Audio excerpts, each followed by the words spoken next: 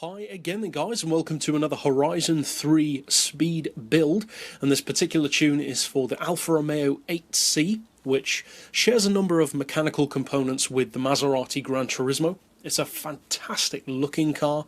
Many people consider it to be one of the best looking cars of recent years, and I think I'd probably agree with that. Now, as far as performance, this is a very good car. It's very strong. Now, the power is very high. It's got 1500 horsepower from the Lamborghini V12 conversion.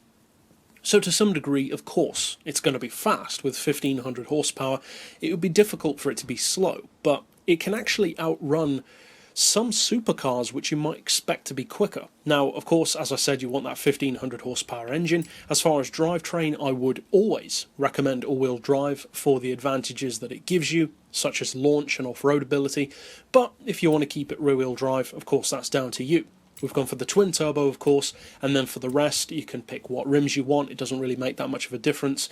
And as far as the tuning, obviously you want to lower the weight, increase the power, all that kind of obvious stuff.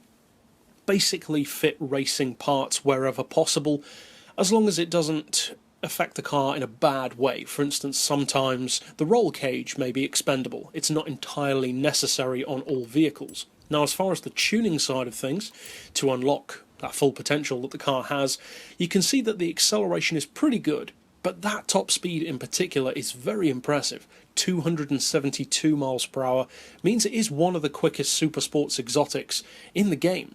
And as I said, the acceleration is not bad at all either. Now, as far as the gearbox, I would recommend a final drive of 3.06, then individual gears of 2.9, 1.99, 1.5, 1.17, 0.95 and 0.81. As far as alignment, you know the drill if you've been on the channel before. Neutral, camber and toe, unless you want it specifically. 1 degree of caster for manoeuvrability, but feel free to change that if you want to.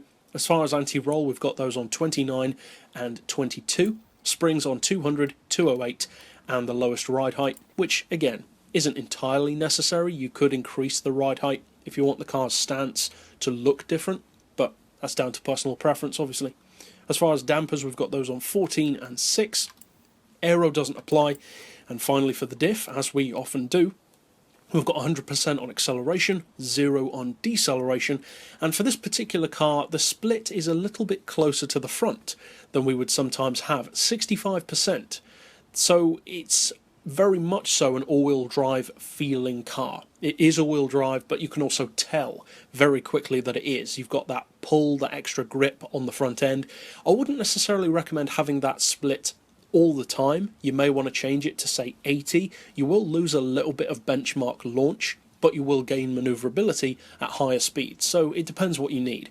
So that's it for the build overall. Obviously, I hope you have a lot of fun with it and potentially win races with it as well. And it's not necessarily the most popular of cars, which is a shame because it is a very, very quick vehicle.